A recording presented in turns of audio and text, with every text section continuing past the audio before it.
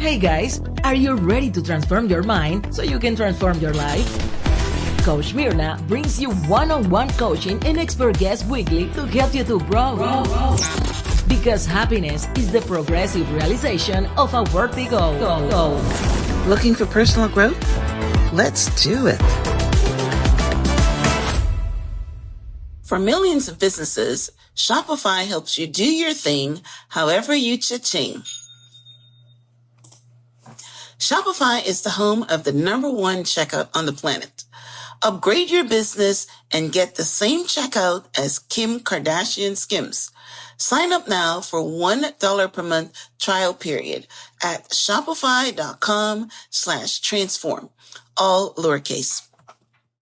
Welcome back to the Transform Your Mind to Transform Your Life radio, podcast, and television show. I'm your host, Life Coach Myrna Young, and sitting in the guest chair today is an old friend of mine, Sabrena Songowa. Sabrena has written a new book called David's Deception, and today we're going to be talking on the topic, the journey to self-love and acceptance. Welcome, Sabrena. Hi, Myrna. How are you? I am doing excellent. Good to have you back on the show. I think you've been on the show in the beginning of my show, like in 2016 or something, right? This is your second time here, right? Yes, I think that show was talking about values, self-values. Yeah, right. You know, I didn't go all the way back there, but I was sure that I had you on the show before. So that's amazing. So Sabrena is a returning guest. All right. So let me give you guys a brief introduction. Coach Sabrena Jay Songowa is a transformative force in the realm of personal and spiritual development. Since founding SJI Consulting Services in 2016, she has dedicated herself to helping individuals break free from defeated mindsets, past hurts, and negative self-truths. Sabrena has hosted purpose coaching workshops, delivered corporate lectures, and inspired audiences with her most requested talk, How to Discover Your Purpose and Pursue It. And like as I mentioned before, Sabrena is now the author of the new book, David's Deception. So awesome. Well, I've had the pleasure of reading your book, Sabrena.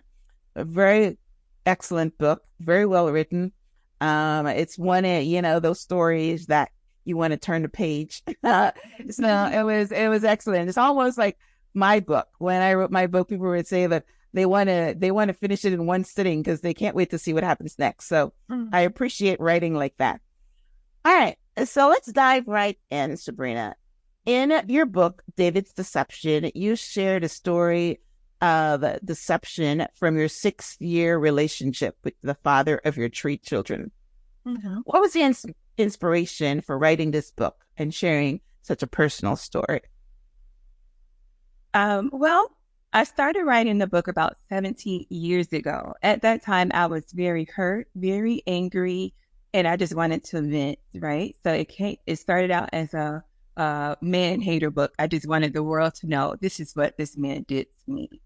And after I wrote the book and reading it over, it just didn't feel right in my spirit. Like, do I really want to release so much like anger into the world? So I kind of sat on it. I left it on the shelf. And throughout the years, as I went on my own journey of, healing and self-discovery, I went back to the book and I was able to see the story from a different perspective.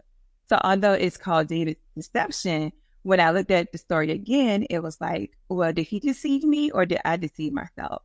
So when I was able to see myself in the story, then I knew it was time to share the story so that other women, and men as well, but other women can see themselves in their story.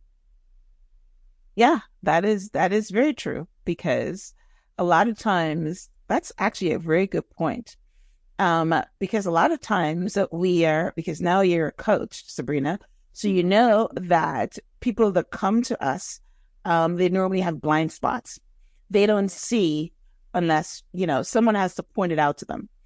And what I picked up in the book as well is because, you saw what you wanted to see, and which is what a lot of women do, right? Mm-hmm. They ignore the red flags. They excuse it. You know what I mean? So for you to circle back and say, was it David's deception, or did I deceive, or Sabrena deceiving herself? That's actually a very good spin So can you expand on that? Why do you think that you deceived yourself? Yeah, so throughout the story, I kind of reflect back on, I shared my thought process at certain points in the story of like, I felt fortunate enough to be with this person, right? Because I thought so low of myself at the time. And although he definitely, once you read the book, you will see that the red flags are glaring. I didn't see it, or maybe I pretended not to see it. So at the point in the story where I was having like a moment of realization, like, did he really deceive me, or was the writing on the wall the entire time? Was it David's deception, or did I deceive myself to think that just being connected to another man or someone else can make me whole, can fill the void that I held inside? So I deceived myself into thinking, as long as I have this relationship, that I will feel better about me, which in the end, that was never true, never the case, can ever be, right? No one else can make you feel good about you. Only you can do that. Yeah, that's actually very true. And a lot of women do that, especially in the culture that we have right now where, men are scarce. Men are scarce, and women still feel that they need a relationship to complete them. I mean, that hasn't gone away. You know what I mean? When, Tom Cruise said that in that movie, "You complete me," every woman grabbed onto that. Yeah, they want someone to complete them, so, and that's the reason that we ignore the red flags. So, yes. And the men, because, they're reigning as top dog, everybody wants them. They're able to exploit that. So the reason that we're talking today, it's not necessarily, we want people to read your book, and we want people to, women, to understand what happens when you ignore the red flags, what happens when you allow a man to deceive you, what happens when you don't hold, have boundaries, right? And put your foot down on certain things. But we're doing that because when you feel that way and you allow someone to knock down your boundaries, and you allow someone to use and abuse you, is because of your feeling of, how you feel about yourself. So let's expand on that. You mentioned that the reason that you allowed David to deceive you is because of childhood hurt. So we want to go there? Yes. Before we go there, I just want to say, of course, this is not true for all men, right? There are some really good men out there. I always say hurt people hurt people. And a lot of times when we are broken, we attract what we are. So we attract broken men to us. And therefore, how you're trying to make yourself feel good by making the other person feel worse. And it's just feeding off a negative energy. And that was the case in my story. And there's always an underlying root cause. So once I was able to look back at my story, I realized, okay, I was broken from the start. I was broken when I met him. I thought low of myself when I met him. But why? And I kind of questioned that throughout the book, like, why do I feel this way? But I didn't really dig deeper into that. But on the other side of it, definitely, it was a lot of childhood wounds, things that happened in my childhood, being picked on and called names that really lowered my self-image in the way I saw myself, not really feeling that love and support always from like my parents. They were very strict, so they instilled restrictions, but they didn't give me those values, right? So I just knew I couldn't do a lot of things, but you can't do it because you are too beautiful for that. You shouldn't waste your time with these boys. It's just like, don't talk to boys, right? So it was like they instilled restrictions, which made me feel like restricted, like something I was different, but you need those values to know why you should feel different or set yourself apart. So I had a lot of, and at a young age, you just try to process that, and parents are parents. They do the best they could. So not blaming my parents at all. But I'm just saying that it really contributed to the mindset I had about myself at a young age and teenagehood. That's when you're trying to figure out who you are. And that's when I met him when I was a teenager. And that's why I was able to kind of latch on to him and kind of I didn't have an identity for myself. So I wanted to kind of latch on to his identity and define myself by that relationship. Right. Okay. Yeah, because like I mentioned to you, you started the book when you were 17, when you met David. So it didn't go into your childhood hurts, but I think you mentioned that you added a chapter on that to explain that. So let's talk about some of the hurts that women can go into relationships with, coaching wise, if you have a coaching conversation. So one is a lack of self-esteem, a lack of self-worth. So how do you think that plays out into allowing someone to deceive you? I think that's a very important part. And one thing I mentioned a lot at the beginning of the book, before I even went into my story, is loneliness, right? Is a power all its own. We try to just fill the void in the space and time where God's trying to isolate us so we can do the work on ourselves. We try to fill that void with things, with people, with, titles and everything else. And so when you do that, you don't allow yourself time to really get to know who you are. So when you don't know who you are, you're open and vulnerable for someone else to come in and tell you who you are, who they think you are, or who they need you to be for them, right? Yeah. And that's like a lost identity. And when you got, when you don't know who you are, you kind of like tossing in the wind, right? So I didn't know who I was. I just knew at a certain point I needed to be, his wife, right? Because I, had kids at a young age. So it's like, if I'm not his wife, then who am I? But a poor single mother on welfare. Who wants to be that? Not realizing there was so much more to me than that. That was just one part of my life. It didn't make up my life of who I was. But it wasn't until I did the work on myself that I was able to then go back, really develop my character and my self-esteem and my values. But that's after the relationship ended. Years. Yeah. You went back. Exactly. So at the time, definitely had no clue. Right.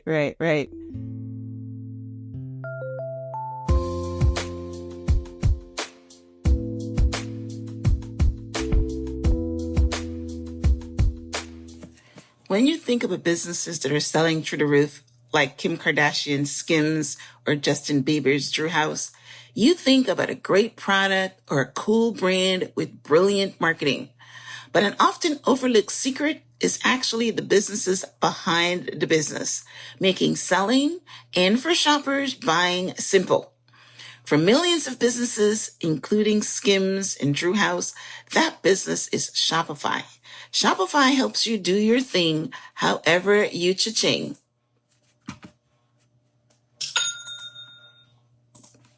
Nobody does selling better than Shopify. Shopify is the home of the #1 checkout on the planet.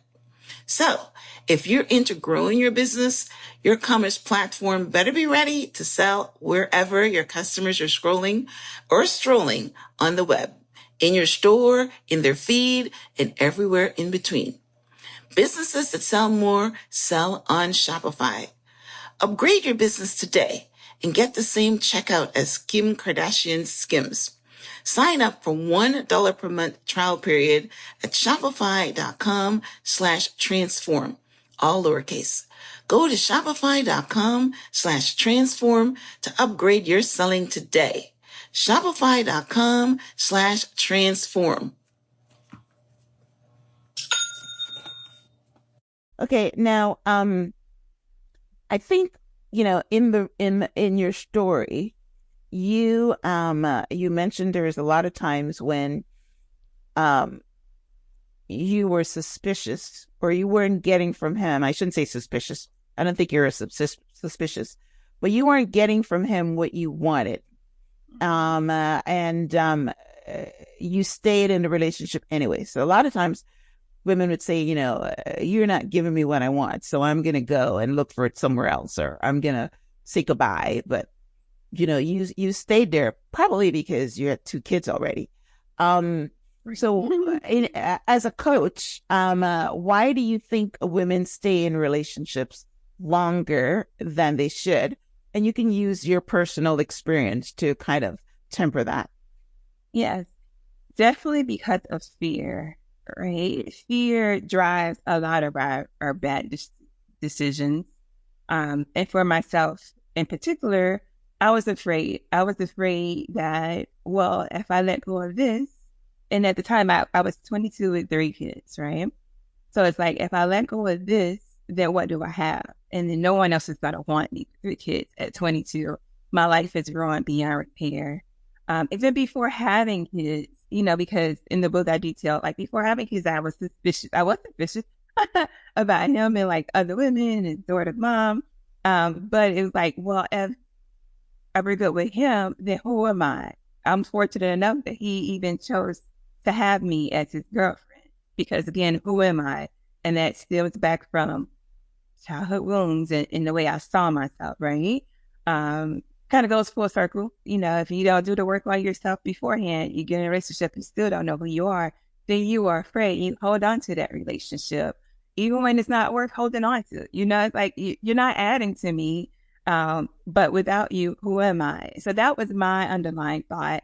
And it took years, like towards the end of, the story, it ended on a good note, but then I actually confessed, like, although it ended this day, but it took me years, different relationships, to really understand, you got to stop. And it wasn't until maybe like 5 years ago that I decided, I need to do the work on myself before I really can be a partner to another man, right? Other than that, I'm looking for you to rescue me from me. And that's just too much anyway. And what it does is the man or woman, but because I'm talking about myself, the man sees that vulnerability in you and he sees that, oh, you don't have standards. You're kind of desperate. So he lowers his standards. He don't do all those things he was doing at first because he realized he doesn't have to put forth the effort. You're willing to take anything he throws your way. And he just throws anything your way. And the cycle continued for years, different relationships, but same me, same brokenness that I had to deal with. And once I dealt with it, I was like, okay, I'm not accepting this from you, And that's usually the process. Right. Yes, that's good. I love that. Yeah, fear, definitely. Fear. Fear of being alone, fear of maybe not being able to pay your bills, fear that no one else will want you because you have kids, and all the fear. Even if you don't have kids, you think, okay, maybe I'm too old. You put these things in your brain and you do have fear. And it is definitely, if you're going to be holding on to something that's not good, it is definitely fear. So I'm glad that you pointed that out. Now, you said something. What I want to add before you move on, what I want to add is when we make decisions or we think about our scenario out of fear, it's always worst case, right? No one else is ever going to want me. It's always the worst case. I'm too old. I can't. Worst case scenario. Fear never tells you anything good. When you're not optimistic at all, so it takes you down this rabbit hole of like doom and gloom until you change that and look at it through the eyes of like faith, the hope, and positivity. It's like, well, I can't go back to school. I had to put the kids in daycare, but I could do it. Thinking hopeful. But when you think it out of fear, it's never going to lead you to like a happy ending, right? Good. That's good. Yeah, I mean, I've been talking about fear recently on the podcast a lot. We started in Toastmasters and we talked about fear there. And I think that's when I got my acronym, fear is false evidence appearing real. So yes, it's false evidence and it's appearing real to you, but it's not true. It's not real at all. It's something your imagination has conjured up, and your imagination is always going to go to the bad. It never goes to, hey, I'm going to marry, like when I was growing up, I'm going to marry Michael Jackson. You remember those days? Exactly. It never goes to that childhood innocence, right? That part of you that was, it doesn't go there, right? No, and you're going to be alone and die alone and nobody's going to want you. And that's what it's telling you, right? So I got that. But you said something there a minute ago that I want to circle back on. And it's good for me to pick it up now, even though I was going to probably ask you later on. So when the relationship ended, and we're going to get to that in a minute, how it ended. But even though you picked yourself up, dusted yourself off, and starting on this amazing career that you have right now, you're still saying that your subsequent relationships weren't that great and ended in failure because you're still taking you in them. So let's touch on that, because you just said that a minute ago. How did that play out? Right. Absolutely. Because what I did after that relationship ended with David was I put up a wall, right? And I thought it was change. And all I did was just like put up a barrier. It wasn't who I was, still wasn't being true to myself. So now I'm just mean and and bouncing from relationship to relationship. And then when I found that that wasn't working, bitter, huh? Okay, all right. bitter. I was bitter. That's when I wrote the book initially, out of my bitterness, right? It probably would have been a bestseller. I was really mad. But that still didn't, I still felt empty. I still felt angry and void. And so then I switched and said, you know what, the next man I meet, no matter what, I'm going to make myself love him, right? Which you never should do that. And the next man I met was not someone that I should have made that commitment to. So it was like a 10-year on and off again type of thing, right? Because I was determined to prove to myself that I can be loved. Someone can love me. I can win him over. And it wasn't until I was talking to a friend about it, and she was like, well, if he's not, because I was telling her he was not the man for me. But she's like, why do you keep going back to him? And I said, because he tells me what I want to hear when I need to hear it. Yes. And that revelation kind of shocked me. And I was like, my truth is he tells me he loves me, he misses me. And although I know it's just words, fluff, I need to hear it. And then I sat down and said, why do I need to hear it from him? Why do I need to hear those words from anyone but myself? Why does that make me feel like important and loved and accepted because a man tells me that he loves me, And that's when I really had to start to do the work to say, you have childhood wounds.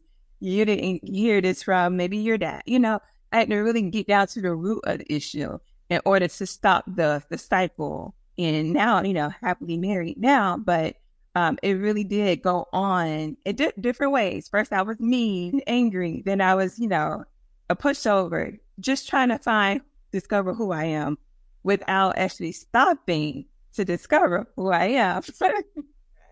Wow. Yeah. We're talking true terror. We're talking life. It happens all the time. Yeah. Sabrena is sharing her story, but it happens all the time. I would even put a big number on there, like 70% of the time. You know what I mean? Because you've got to do the work. And if you don't do the work, you're just reacting. You're just living. You don't understand what's going on. You're living unconsciously, and you're just creating the same thing over and over again. And it's very true until you stop. And Sabrena is a woman of faith. So you probably are going to church and listening to the pastor talk about these things, and it still wasn't penetrating, right? And, to that point, I was going to church and I'm praying to God for a husband, and I'm getting angry at God for not sending me my husband. And all the while, God is trying to get me to spend time with myself first, So it's like I was using my faith, like almost like a genie in a bottle. God, grant me this heartfelt wish. And he's like, the way I'm going to grant these wishes, I'm going to isolate you for a season where you're not even going to date anyone, work well anyway, until you stop and realize that you have to do the work on you, right? And I think that's where a lot of people kind of go wrong, where they feel like they can pray fast and do all those things, but God is not going to give you, he wants you to have a firm foundation. And when your foundation is broken, he's going to stop until you, fix your foundation. And he's going to, put you in push you to the point where you realize you have to fix your foundation. Yes. I agree with that wholeheartedly. And, as coach, I always tell people that you've got to prepare yourself. You got to prepare yourself for the husband that you want, or if it's a man, I don't coach many men, but let's stick with the women. You prepare yourself for what you want. And then when you're prepared and when you're ready, I keep thinking of this analogy or this quote. It's not really perfect, but it allows you to understand where I'm coming from. When the student is ready, the teacher will appear. It's not a perfect fit for this. But when you are ready, God will send you the husband, right? Because if not, it's going to end. And then you're going to say that, so yes, you've got to be ready. You've got to be prepared. You've got to work on yourself. You've got to make yourself wife material because the guy's going to come and he's going to look at you and he's going to say, no, she ain't ready. She's not the one, right? And you might miss your opportunity because he was the one, but you weren't ready. So he went his way. So it's a very good point that you have got to be ready. And one thing I hear men say all the time is that they are attracted to confidence, right? That's one thing my husband said when he met me. Like, I was independent, had my head on straight, and I wasn't desperate. I wasn't looking at him like I'm putting all my hopes, wishes, and dreams on this date working out. It was just like, we're having a conversation. I'm laughing, I'm being myself. Because now I know who I am and I see the value in me. So if you don't see the value in me, okay, it's nice meeting you. Walking, right? Get to work. It's like, oh my God, I need him to like a job interview. I need him to hire me. Need him to want. They don't like that. Men don't like needy women. They do not like needy women. Yes, they think confidence is sexy. Very, very true. Yes, confidence is sexy. And it's hard to be confident when you're broken. It's hard to be confident when you don't think highly of yourself, so, and that's where the problem lies. Right. Yes. All right. So this brings me to one of the most important questions I'm going to ask you because it's a sad one.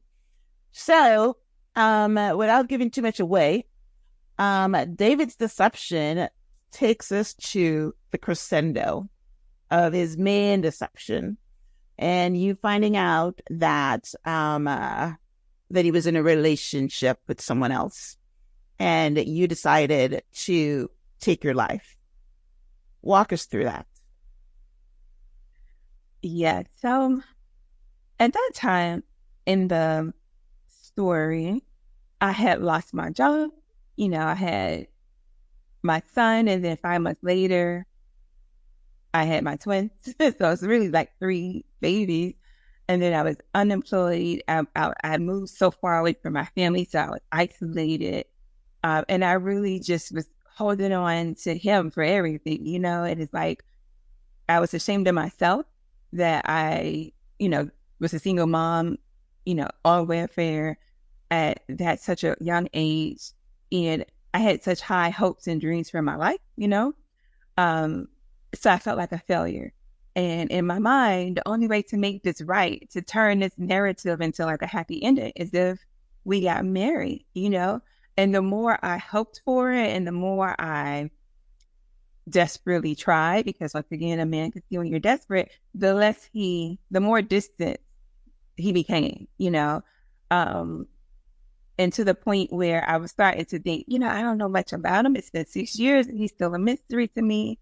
I'm questioning God. I'm asking God, is he the man for me? Show me, already knowing the answer. And when you question God, you got to be prepared for his answer. Sometimes it's hard truth.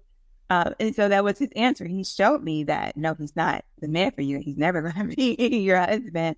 And in that moment, I just felt like, okay, I had a very strict, childhood, like, teenage life was very strict. I looked forward to being free. And now I'm stuck, single parent with 3 kids with no job.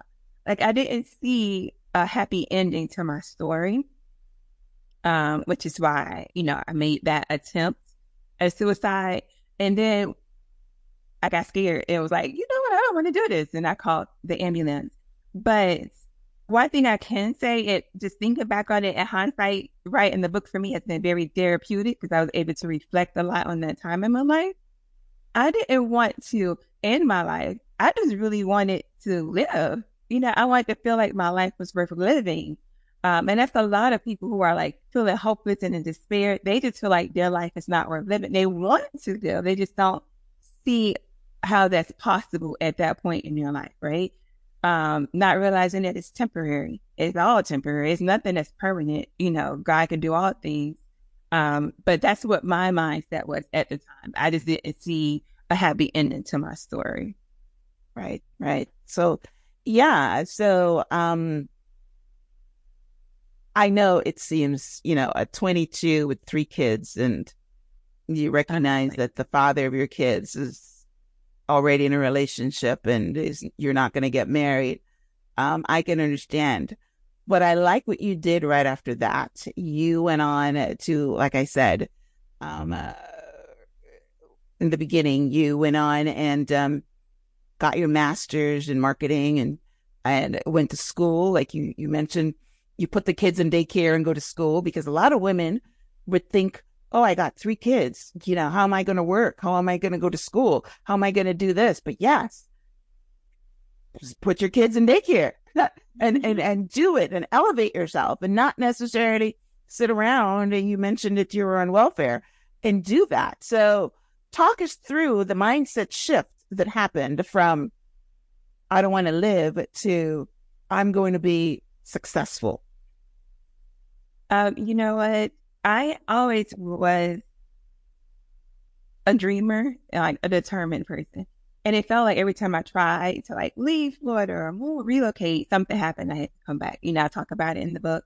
But right before that incident happened, I had called school to just inquire about getting an accounting degree, because I was good at math, and I thought, I can get I can get a job that pays good money with accounting, so why not?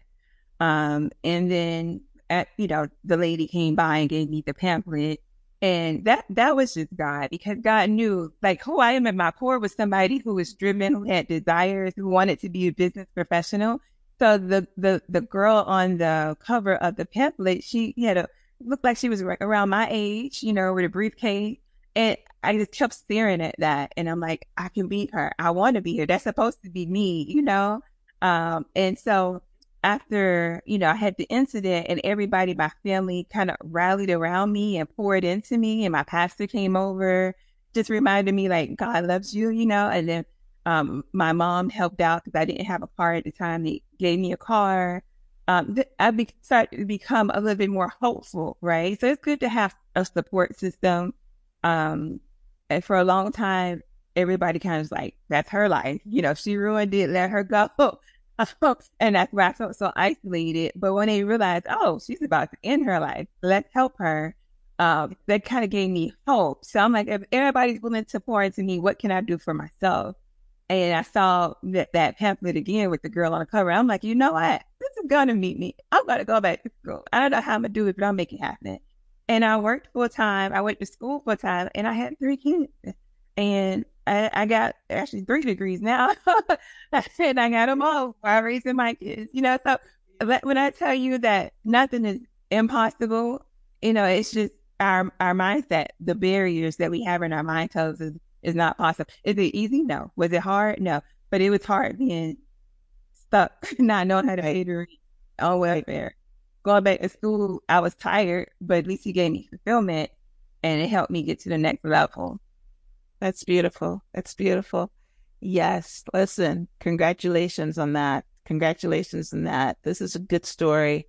This is an inspirational story that shows that we can all do it. Like, if you can have 3 kids, babies, and go to school on work time, and you're not even living with your mommy, right? You're single mom. You got to do it all. Drop them to daycare, pick them up from the daycare, get their meals, study when they go to bed. I could just imagine. I'm just laying it all out. And online classes, yes. And doing it, because guess what? We have inner strength, We just have to tap into it. We are strong. We're not fragile. We can do it. And we are going to get to the other side. It's going to be hard when you're in the cocoon, like the caterpillar.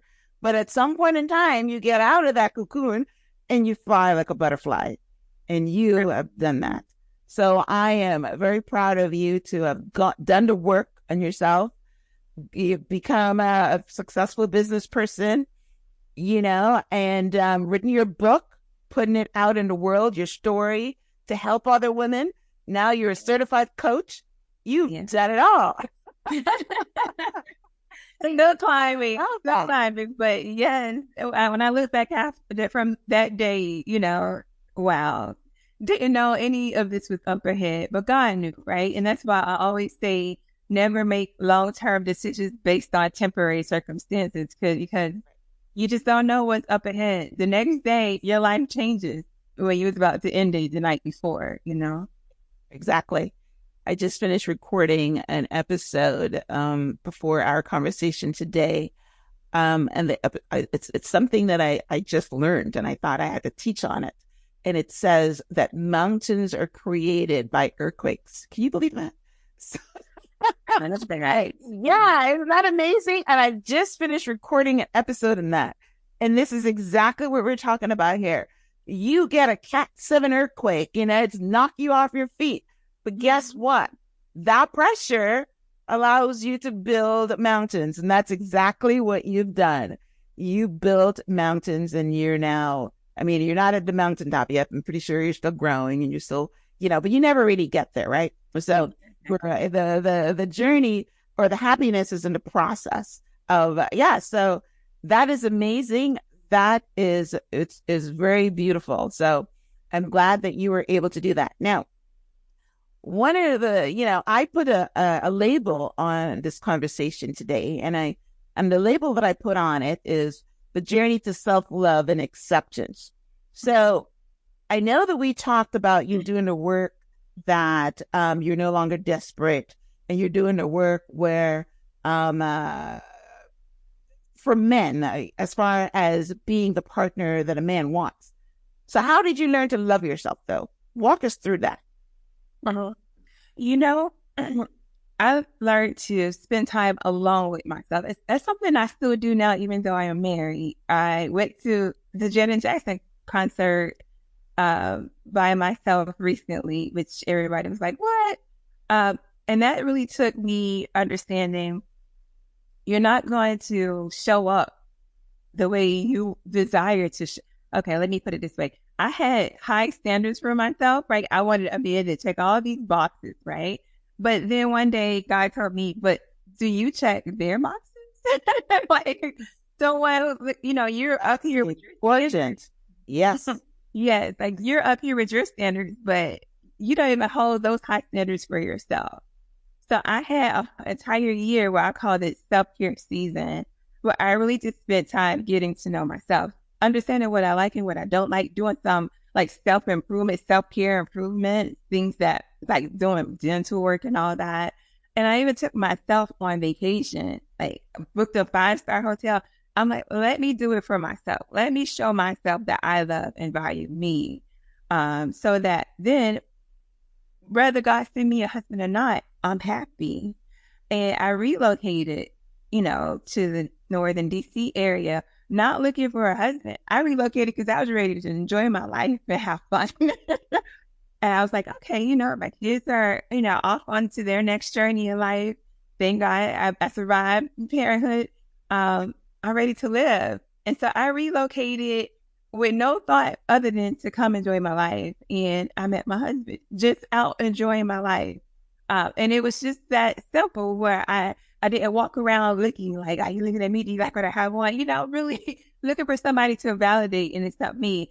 I like what I have on. I, woke up this morning, I put on a pretty white dress. I did my hair. And when I met my husband, he called me an angel, and Yes, that's what it saw. Right. Yeah. So it really was an internal checking someone's boxes. Amazing. I love that. Great.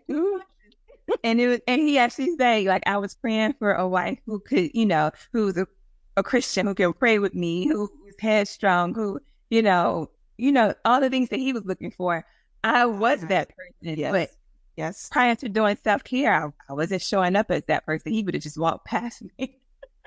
Well, he might have paused and then kept going because, a man is attracted to your physical. And then when he starts talking to you, he recognizes right away, okay, no. You know what I mean? But yeah, the physical always attracts them. So he would have paused and then kept going.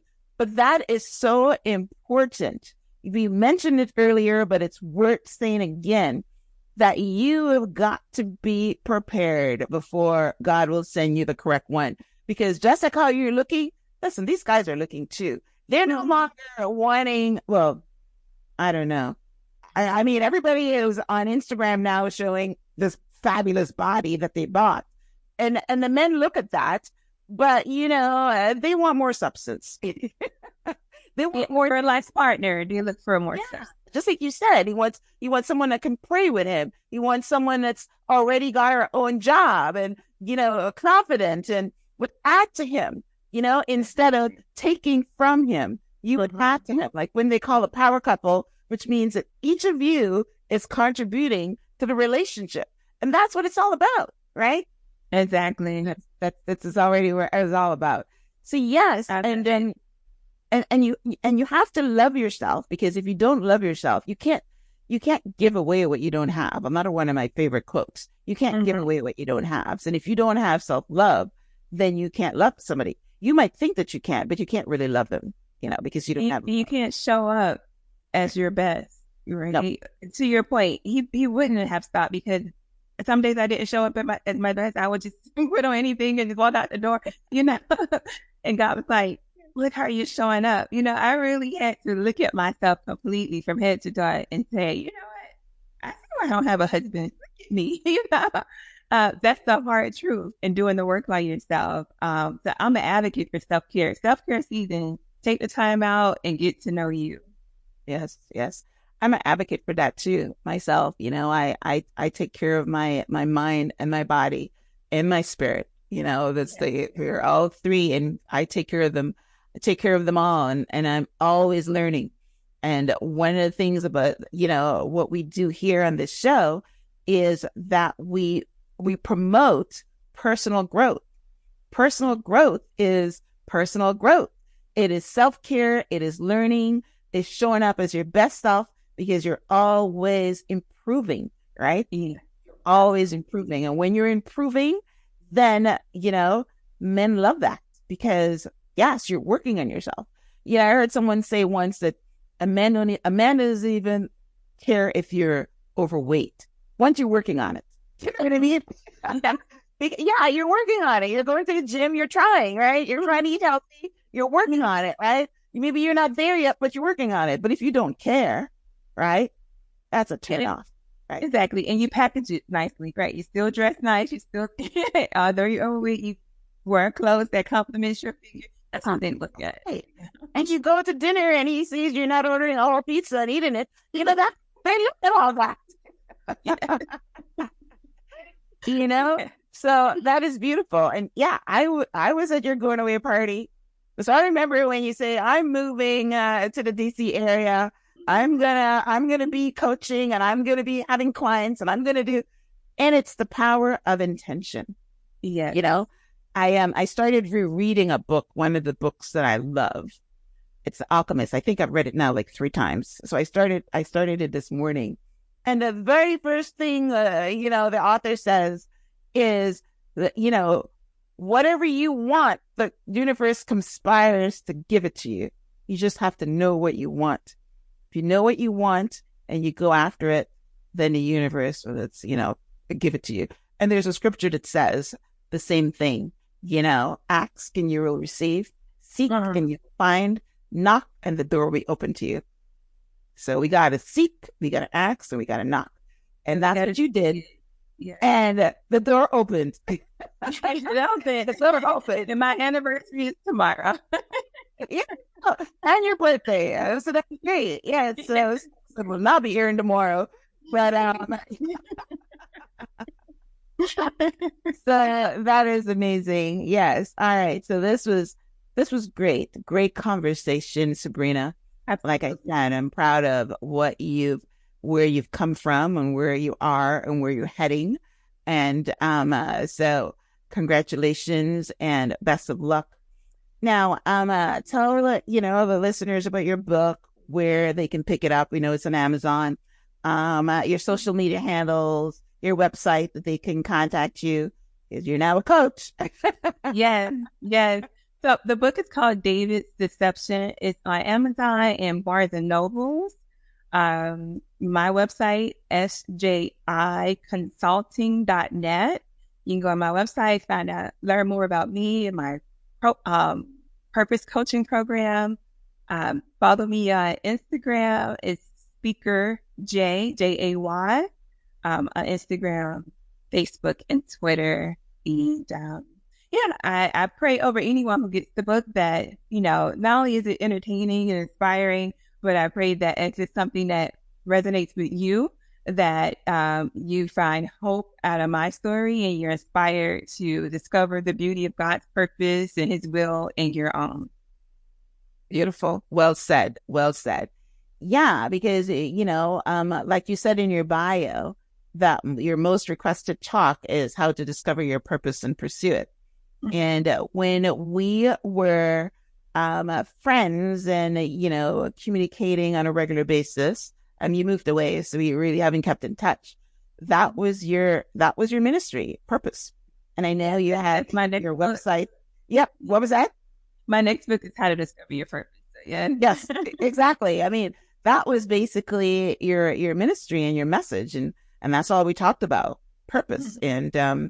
And so and that's why you're successful, because you had purpose. You had something that you were working towards. And whenever you're working towards something and you have a purpose, then you 99% of the time achieve it. Right. So when you're clear on what you're called to do. Right. Well, I'm proud of you as well, Myrna. So I remember when you got started with your radio show, your podcast, and look at you now. So you exemplify what it means to be consistent and to show up and to do your best and to be rewarded for that. Oh, thank you. Yes, I am consistent and I do show up. So thank you for recognizing that. I love it. Yes. All right. Yes. And something, I'm just going to say one more thing. It's like a coaching thing. I mean, one of the books that inspired me way back is when I read the book Pursuit of Happiness. And in there, the author, because that was a true story, by the way, the author talked about hitting the anvil, right? Where you like a blacksmith. He goes to work every day and he pounds that thing. You hit the anvil, right? You hit the anvil. And that's really how I show up. You go every day and you hit it. And if you hit it every day, then sooner or later, you're going to become successful, but you just got to do the work, right? So that's what Absolutely. I do. I show up and I hit the anvil. And you hit it very well. So, thank you. Yeah, I appreciate that. I appreciate that. Awesome. All right. Well, listen, guys, I hope that you were inspired by Sabrena's story. Go pick up a copy of her book. It's very easy to remember, David's Deception. It's a good read, but the important message in the book is that even though someone can deceive you and you can feel that you don't have anything to live for, there's always something on the other end. God gives you a test so you can have a testimony. And now that hard times that Sabrena went through is now her testimony. And God is using that testimony to inspire others. So be inspired by her book. Follow her on social media. If you want coaching, then you can also connect with her on her website. I will have a transcript of my conversation with Sabrena on the show page, which is myhelps.us. And I will link out to her book. I will link out to her social media handles, and I'll link out to her website. So if you forget any of it, you can just head to the show page and link out on it and support her. So thanks again for tuning in, Sabrena. Thanks again for being on the show and sharing your story and your awesome book. As we wrap up, any last words? Thank you for having me. And, I hope, if the book interests you, you go out and get it. It's a good read. It's a quick read, so don't have to worry about reading a book for 2 and 3 weeks. And just happy to share my story. Yes, you're very welcome. Like I said, I read the book and it's a page turner. It's very well written. Love it. All right, guys. Well, listen, thanks for tuning in to this week's episode of Transform Your Mind to Transform Your Life. I hope that your mind was transformed today on the fact that you are capable. You can do it regardless of how bad it looks. There's always hope and light on the other side. So thanks for tuning in. Until next time, thank you, Sabrena, for being on the show. Until next time, namaste. Bye. Thank you, Myrna. Bye.